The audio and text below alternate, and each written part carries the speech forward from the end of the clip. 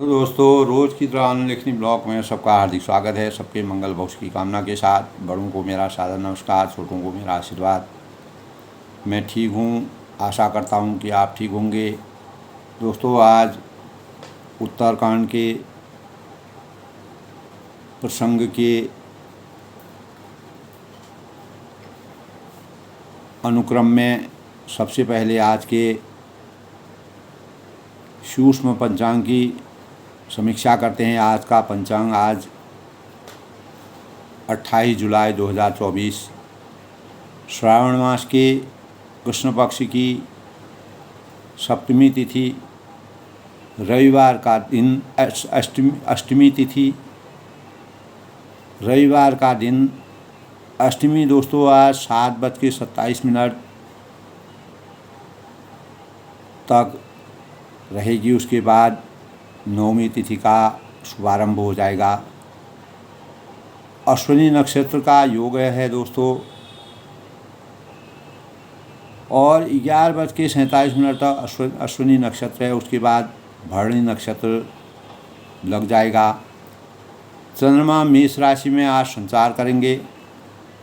आज के शुभ मुहूर्त की बात करें तो दोस्तों, अभिजीत मुहूर्त जो है 12:07 से 12:59 तक, अमृतकाल 4:55 से 6:27 तक, और ब्रह्म मुहूर्त आज का 4:24 से 5:12 तक। आज का राहु काल, जिसके दौरान किसी प्रकार के शुभ कार्य करना वर्जित माना गया है, 5:33 से 7:14 तक सायं।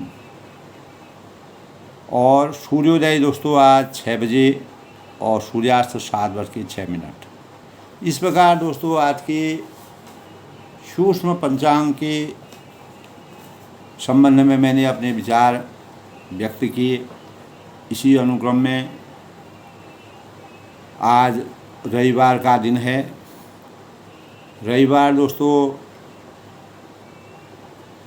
विश्राम का दिन माना गया है। भारत ही नहीं दोस्तों, पूरे विश्व में 1846 से रविवार को विश्राम के दिन के रूप में मनाए जाने का से प्राप्त हुआ। साप्ताहिक अवकाश के साथ साथ यह अनेक प्रकार के हमारे शुभ कार्यों को संचित करने और मानसिक और शारीरिक रूप से हमारी स्वस्थता का प्रतीक का दिन है। सूर्य भगवान की उपासना करने का यह दिन, सूर्य सभी ग्रहों का राजा माने जाते हैं। सूर्य में अनेक प्रकार के, इस प्रकार के, सूर्य हमारे सौरमंडल का सबसे बड़ा पिंड है और उसका व्यास लगभग 13,90,000 मिलीमीटर है दोस्तों, जो इस पृथ्वी से 113 गुना अधिक है। यानी पृथ्वी का जो व्यास है उससे 113 गुना सूर्य का व्यास अधिक है। तो सूर्य के पास अपार भंडार हैं। सूर्य हमारे वैज्ञानिक दृष्टिकोण से दोस्तों इस प्रकार की बातें बताई गई हैं, और हमारे शास्त्रों में भी सूर्य की महिमा, सृष्टि की संरचना के साथ ही सूर्य की महिमा का वर्णन बड़े विस्तार के साथ विराजमान है। सूर्य में शक्तिशाली अपार भंडार है। हाइड्रोजन और हीलियम गैसों का अपार भंडार सूर्य में मिलता है, और परमाणु की प्रक्रिया द्वारा सूर्य अपने केंद्र में ऊर्जा पैदा करता है। और सूर्य की प्रकृति पीला बौने तारे के समान है, और सूर्य जो है पृथ्वी से 93 मिलियन मील यानी 150 मिलियन किलोमीटर दूर है। कल्पना करिए दोस्तों। और यह सौरमंडल का एकमात्र तारा है। सूर्य के गुरु बृहस्पति, सूर्य के मित्र दोनों के संयोग से जीवात्मा का संयोग माना जाता है। गुरु जीव है और सूर्य आत्मा है। इस प्रकार से सूर्य में अपार चीज़ों का चमत्कार है। अनेक प्रकार के पदार्थ वहाँ पर आपस में टकरा करके इस सृष्टि के अज्ञान रूपी अंधकार से ज्ञान रूपी प्रकाश का संचार करते हैं और रात दिन होने का हमें एहसास होता है। मार्कंडेय पुराण के अनुसार दोस्तों संपूर्ण जगत प्रकाश सृष्टि, प्रकाश जो है प्रकाश की राशि है। और जब ब्रह्मा जी के मुख से ओम शब्द निकला, प्रकट हुआ, वही सूर्य का प्रारंभिक स्वरूप है और तभी रोशनी प्रकट हुई। और इसके बाद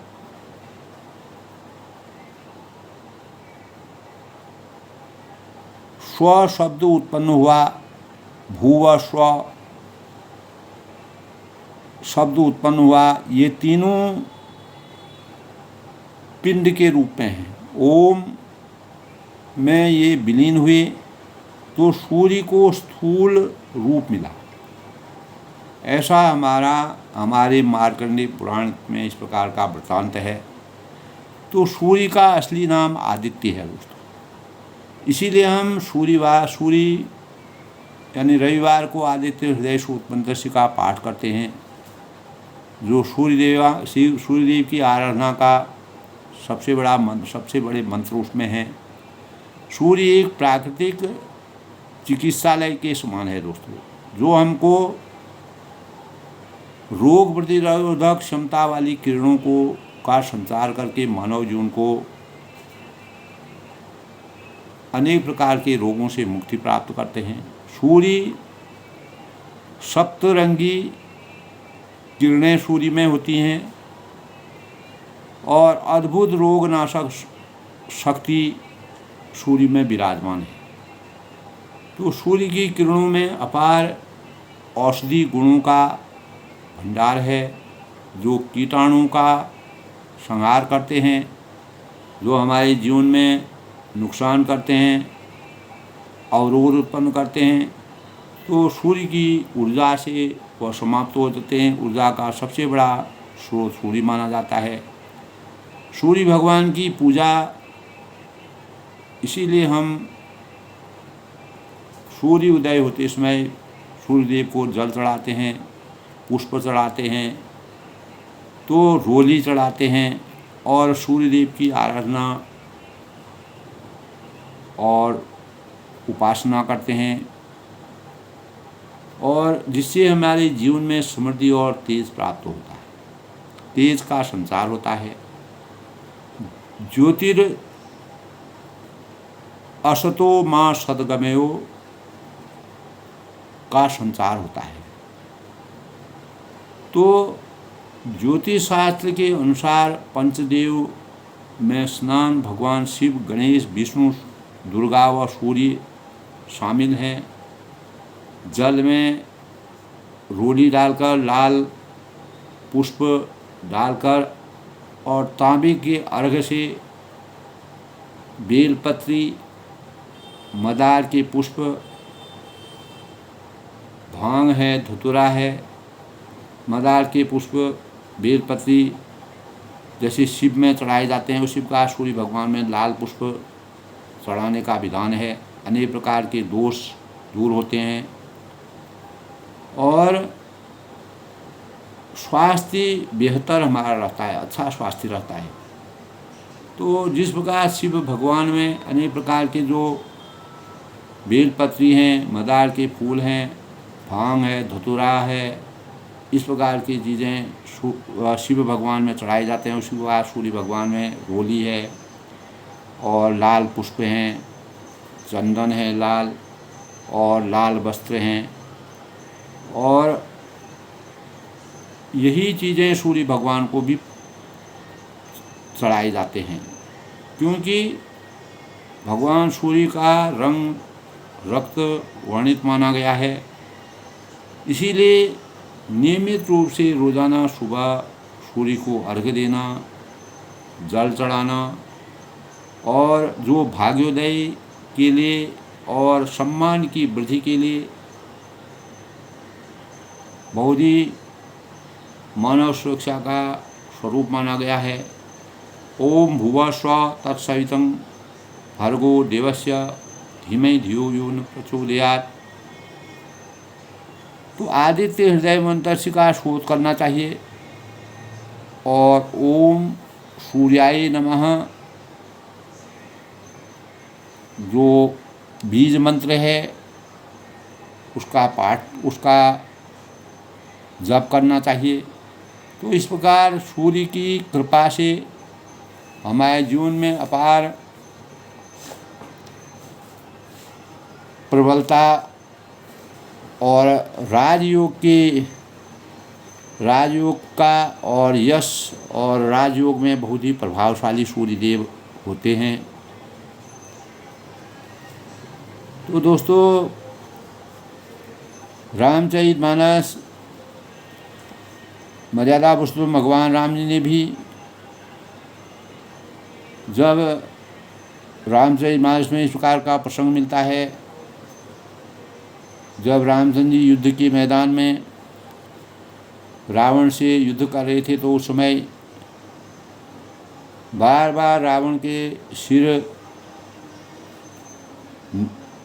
जैसे उतरते थे उनके बाणों से, वैसे वह पुनः जुड़ जाते थे। तो अनेक बार ऐसी प्रक्रिया होने लगी। तब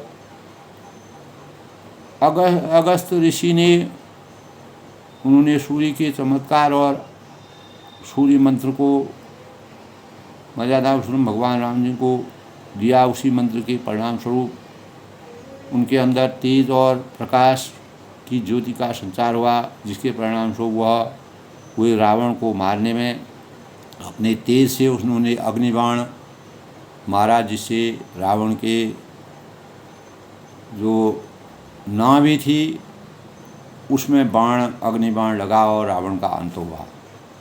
और दूसरा, विभीषण के द्वारा रावण के नाभि में अमृत है कहने का पता जब मर्यादा पुरुषोत्तम भगवान राम जी को पता चला, तो अनेक प्रसंग इस संबंध में हैं। दोस्तों, दुर्गा का अवतार हुआ, दुर्गा शक्ति प्राप्त हुई, मर्यादा पुरुषोत्तम भगवान राम जी के अंतःकरण में दुर्गा विराजमान हुई, शक्ति का संचार हुआ, जिससे रावण का अंत होने में अनेक प्रसंग, अनेक प्रकार के अवतारों ने कार्य किया। तो धर्म की रक्षा के लिए परमात्मा द्वारा जिस प्रकार के भावों से सृष्टि की रचना, सृष्टि को सजोकर रखने का प्रयास किया गया है, वही रामचरितमानस में हम अध्ययन करते हैं। कल के प्रसंग में दोस्तों काकभूषण जी कहते हैं कि हे गरुड़ जी सुनिए कि ऐसे जब परमात्मा मर्यादा पुरुषोत्तम भगवान राम जी के इस प्रकार के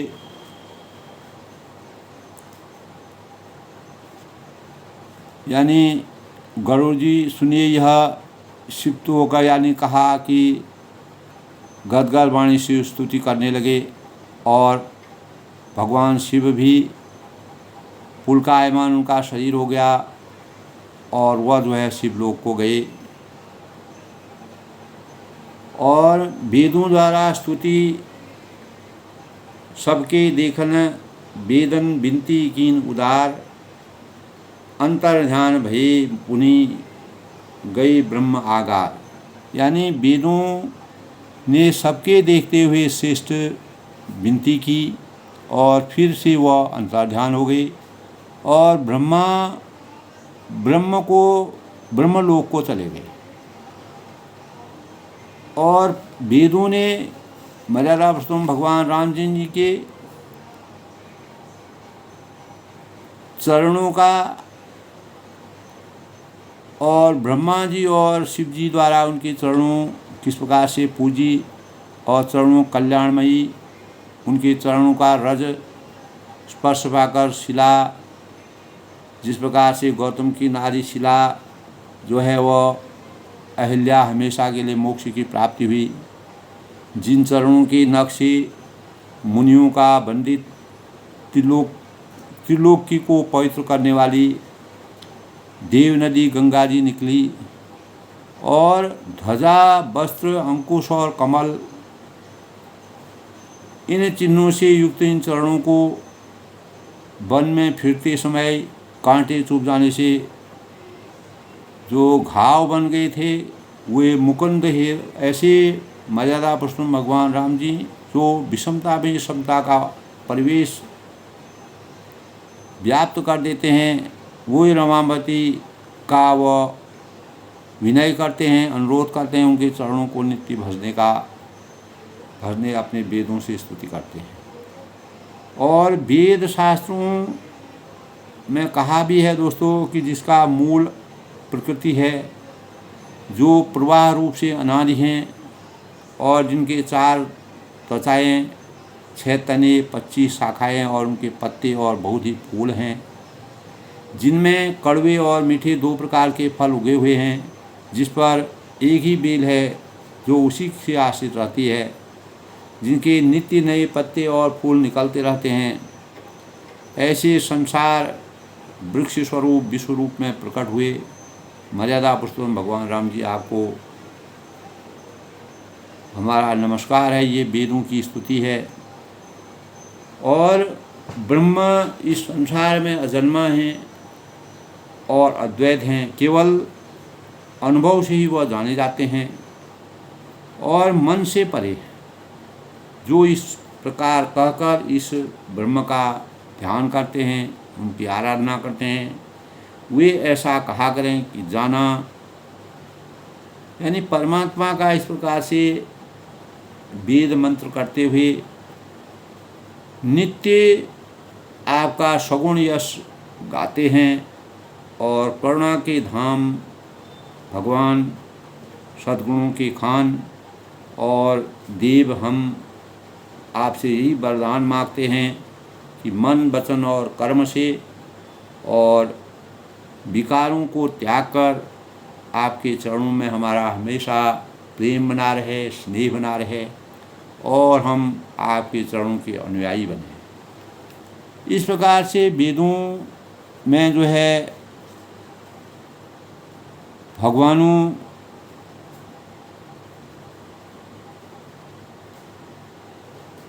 का स्मरण होता है, मर्यादा पुरुषोत्तम भगवान राम जी का स्मरण करते हैं।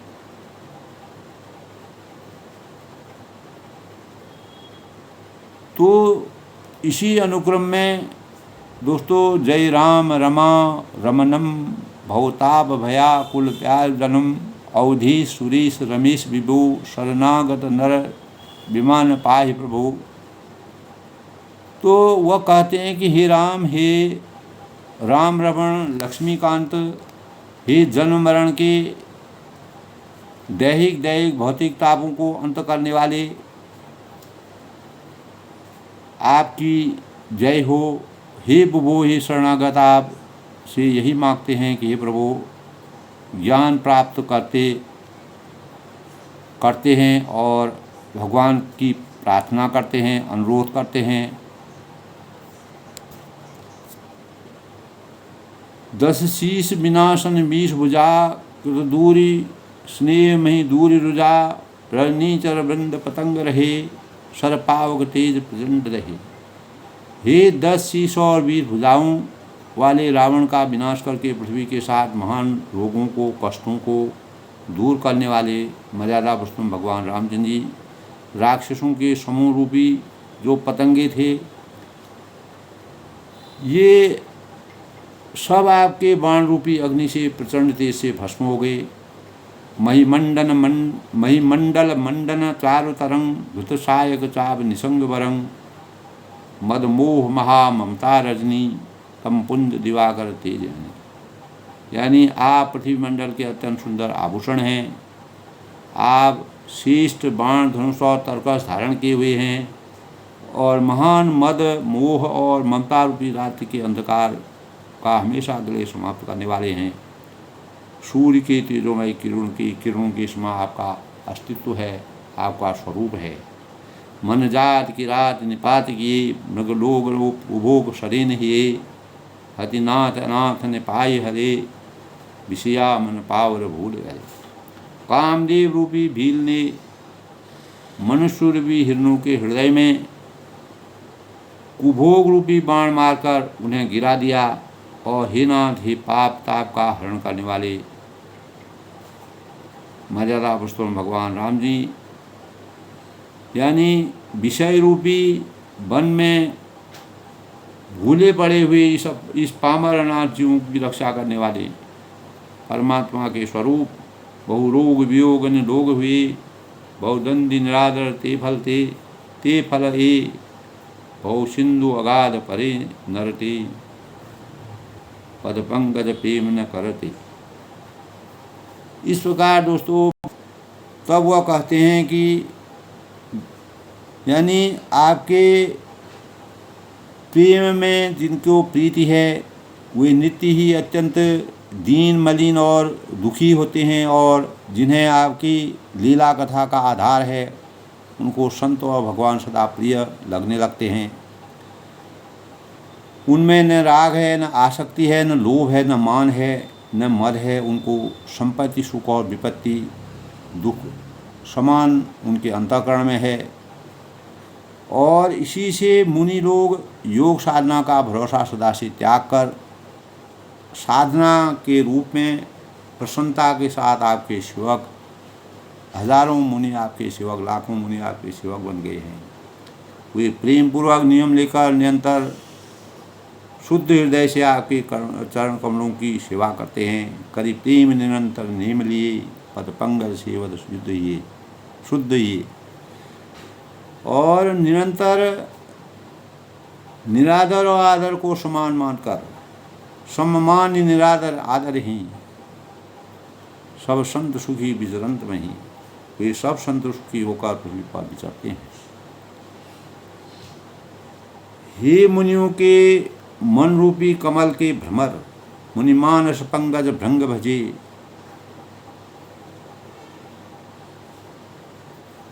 रघुवीर महारणधीर अजय। हे महान रघुवीर एवं अजय रघुवीर, रणधीर और अजय रघुवीर, मैं आपको भजता हूँ, आपको प्रणाम करता हूँ, आपकी शरण में शरण ग्रहण करता हूँ।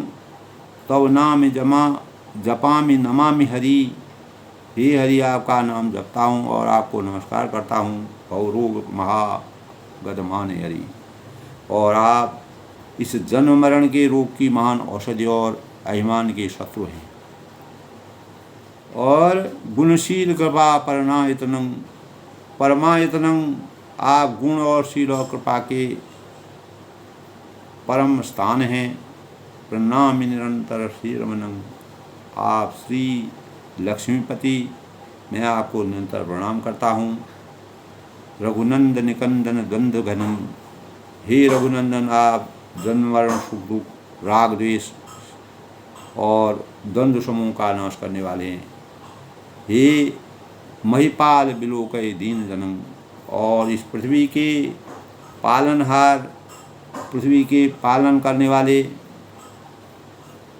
दीन जननी की ओर दृष्टि डालिए। दीन जो जन हैं, जो लोग हैं दीनहीन हैं, उनकी तरफ दृष्टि डालिए, उनकी रक्षा कीजिए। इस प्रकार वेद मुनि अनेक प्रकार से मर्यादा पुरुषोत्तम भगवान राम की आराधना करते हैं, अनुनय करते हैं, विनय करते हैं और उनके चरणों में नमन करते हैं। बार बार बर मांगहूँ हर्ष गई श्री रंग, पर सरोज अन पायनी भगति सदा सत्संग।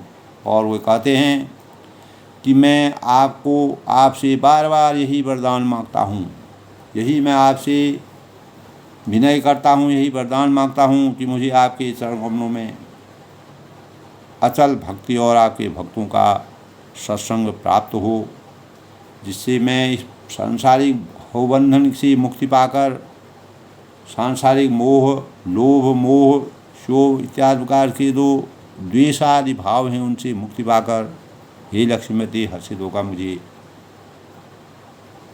अंतर मन से अपने हृदय में स्थान दीजिए और जिससे मेरा इस भवसागर से के बंधनों से मेरा जीवन हमेशा के लिए मुक्ति और मोक्ष की प्राप्ति करे।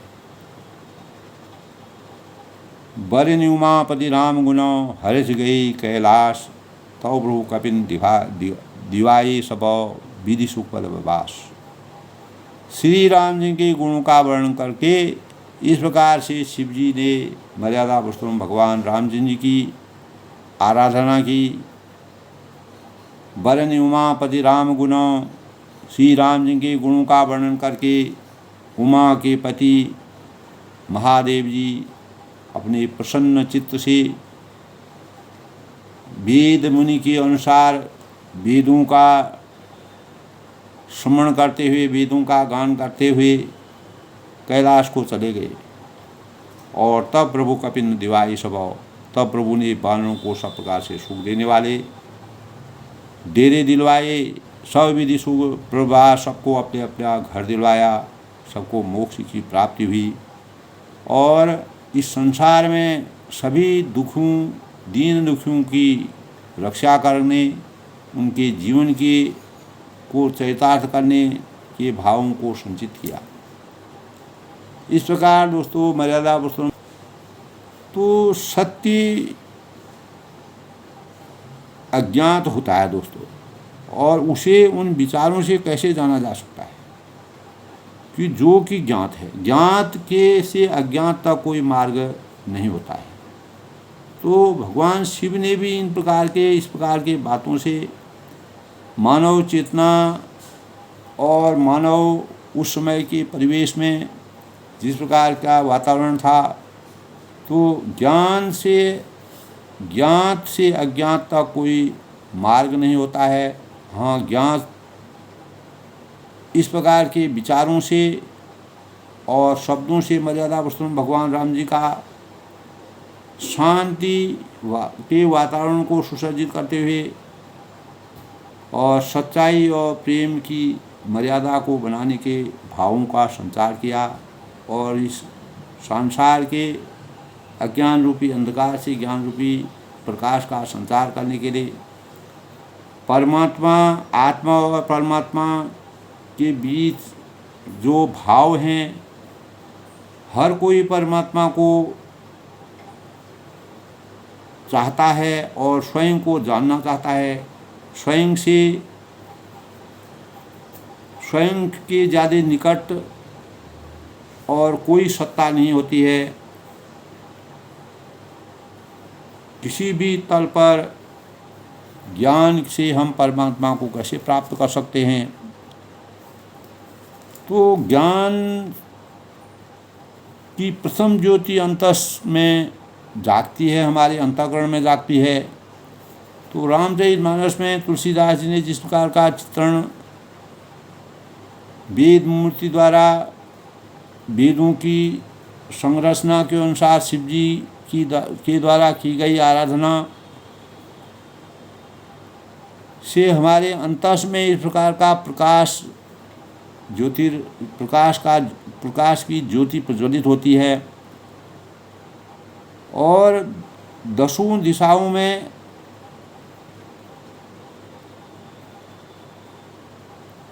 प्रकाश की अनुभूति होती है। तो आध्यात्म के अद्भुत लोक का प्रवेश द्वार मर्यादा पुरुषोत्तम भगवान राम जी के अंतःकरण में छुपा हुआ है।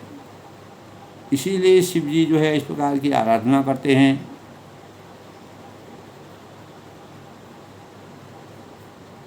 जीवन में दोस्तों ध्रुव आत्मा के रूप में है। आत्मा 11वीं दिशा है और इसे खोजने कहीं नहीं जाना है, खोजना छोड़कर उसके प्रति जागना होता है। परमात्मा के सानिध्य में जाकर के हम कैसे अपने आत्मा को परिशुद्धि कर सकते हैं? इन्हीं विचारों से जिस प्रकार के भाव श्री रामचंद्र के गुणों का वर्णन करके उमा के पति महादेव जी हर्षित होकर कैलाश को जाते हैं और प्रभु ने वानरों को सब प्रकार से सुख देने वाले डेरे दिलवाए और सबको सुख की अनुभूति हुई। तो इसके पश्चात दोस्तों सुन खगपति यह कथा पावनी त्रिविध ताप भव भय दावनी। गरुड़ जी कहते हैं कि सुनिए, यह कथा सबको पवित्र करने वाली है और त्रिविध ताप भव भय दाविनी, दैहिक दैहिक भौतिक तीनों प्रकार के तापों को और जन्म मृत्यु के भय का नाश करने वाली है। महाराज कर शुभ अभिषेका सुनत लहई नर विवेह अभिका, लहई नर विरति विवेका। और महाराज श्री राम जी के कल्याण मय राज्याभिषेक का चैत्र निष्काम भाव से सुनकर मनुष्य वैराग्य और ज्ञान प्राप्त करते हैं, ऐसे भावों से संचित होकर के। तो जे सकाम नर सुनहि जे गावहि, सुख संपत्ति नाना विधि पावहि, सुर दुर्लभ सुख करि न जग माहि, अंतकाल रघुवर पुर जाहि। और जो मनुष्य सकाम भाव से सुनते और गाते हैं, उनका वर्णन करते हैं, उनकी आराधना करते हैं, वे सुख संपत्ति नाना विधि पावहि, अनेकों प्रकार की सुख और संपत्ति की प्राप्ति करते हैं। सुर दुर्लभ सुख करिन जग माहि, वे जगत में देव दुर्लभ सुखों को भोग कर अंतकाल में श्री रघुनाथ जी के परम धाम को चले जाते हैं। अंतकाल रघुपर पुर जाहि, वह इस संसार के भवबंधन से छुटकारा पाकर मोक्ष की प्राप्ति कर परम धाम को चले जाते हैं। सुनहि विमुक्त विरति अरु विषयी, लहई भगत संपत्ति नहीं, खगपति राम कथा गए मैं बरनी, स्वमति विलास त्रास दुहरनी। सुनहि विमुक्त विरति अरु विषयी, इसे जो जीव मुक्त विरक्त और विषय सुनते हैं, जो भी इस प्रकार के प्राणी इस सृष्टि में अवतरित हैं, विचरण कर रहे हैं, तो सुनहि विमुक्त विरत अरु विषयी, इसे जो जीवन मुक्त विरक्त और विषयी सुनते हैं, वे क्रमशः भक्ति मुक्ति और नवीन, यानी मोह नदी कहाँ सुंदरता नहीं, और वह लहई भगति गति संपत्ति नहीं, और वह भक्ति मुक्ति और नवीन संपत्ति नित्य नए भोग पाते हैं। नवीनता उनके अंतःकरण में विराजमान होती है। खगपति राम कथा में वर्णी, हे पक्षीराज गरुड़ जी काकभूषण जी से कहते हैं कि मैंने अपनी बुद्धि की पहुँच के अनुसार राम कथा का वर्णन किया है, और स्वमति विलास त्रास दुहरनी, जो जन्म मरण के भय और दुख को हरने वाली है। तो इस प्रकार के भावों को गरुड़ जी ने जो है काकभूषण जी से कहा।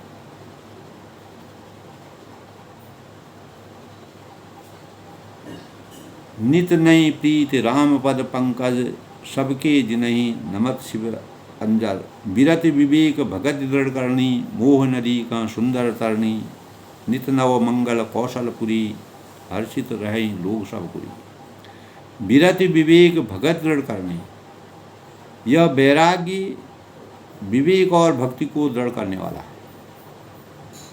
और मोह नदी कहाँ सुंदरता नहीं, तथा मोह रूपी नदी पार करने के लिए सुंदर नाव के समान कार्य करती है। यानी हमारे जीवन को जिस प्रकार नाव एक किनारे से दूसरे किनारे पर एक छोर से दूसरे छोर पर जाती है, और मानव इस संसार के अनेक प्रकार के भव बंधनों से मुक्ति की प्राप्ति के द्योतक के रूप में नाव के भाव हैं। नित्य भव मंगल कौशलपुरी, अवधपुरी में नित्य नए मंगल उत्सव होते हैं। हर्षित रहे लोग सब करी पुरी, सभी वर्गों में लोग हर्षित होते हैं। हर वर्ग का प्राणी व्यक्ति और वहाँ का प्रजा अपार हर्ष की अनुभूति करते हैं, सुख का अनुभव करते हैं।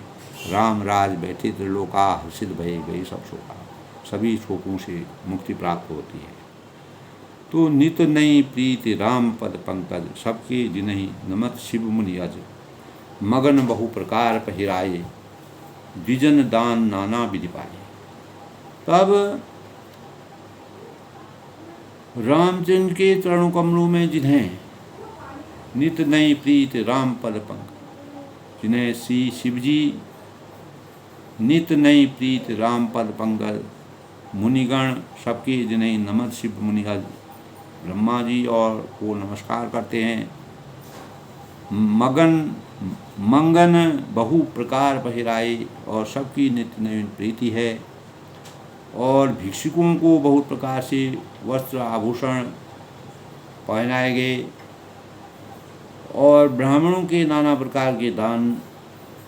जब मर्यादा पुरुषोत्तम भगवान राम जी का राज तिलक हुआ तो अयोध्या में चारों तरफ हर वर्ग के लोगों की का मान सम्मान यथाभाव मर्यादा पुरुषोत्तम भगवान राम जी के भावों का संचार प्रत्येक मानव के अंतःकरण में विराजमान हुआ, और सबके अंतःकरण में राम की आस्था, राम मर्यादा पुरुषोत्तम रामचंद्र की आस्था के प्रति दृढ़ विश्वास हुआ। वेद मूर्ति और भगवान शिव के द्वारा की गई स्तुति और आस्था, और शिव ने सभी प्राणियों की रक्षा करने के लिए, लोक कल्याण के लिए और मानवीय भावों को जागृत करने के लिए मर्यादा पुरुषोत्तम भगवान राम से अन्वय विनय किया। अपने भावों को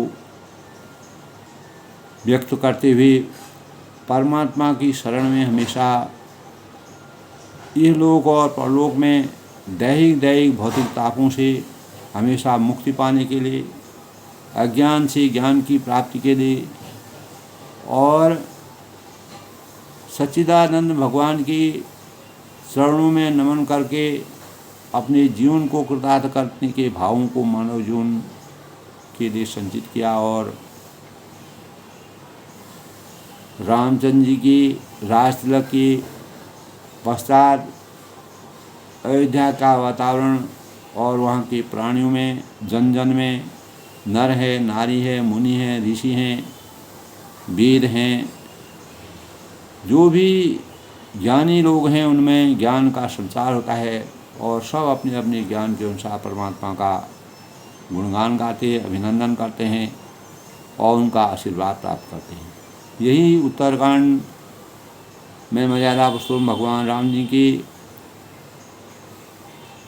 सुचिता के अनुसार राज्याभिषेक का जो वर्णन तुलसीदास जी ने किया है वह अपरिमित है, अवर्णीय है, और हमेशा के लिए प्रत्येक मानव के चिंतन में अपार सुचिता के भावों का संचार करता है। ब्रह्मानंद मगन कपि, सबके प्रभु पद प्रीत, जात न जाने दिवस दिनों, गए माह षट बीत। यानी ब्रह्मानंद मगन कपि, सबके प्रभु पद प्रीत। तो वानर सब ब्रह्मानंद में मग्न हो गए। शिव जी के द्वारा लोक कल्याण की भावनाओं से के विचारों को और इस प्रकार के भावों को प्रकट करके शिव जो है कैलाश पर्वत को जाते हैं, मर्यादा पुरुषोत्तम भगवान राम से अनुरोध करते हैं, विचार करते हैं, और परमानंद मर्यादा पुरुषोत्तम भगवान राम जी के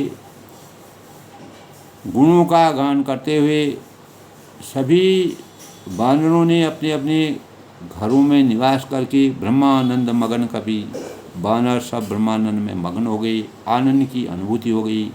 सबके प्रभु पद प्रीत, प्रभु के चरणों में सबका अपार प्रेम के भाव संचित हुए। परमात्मा के प्रति अथाह सम्मान और स्नेह, प्रेम, भक्ति के भावों का संचार हुआ।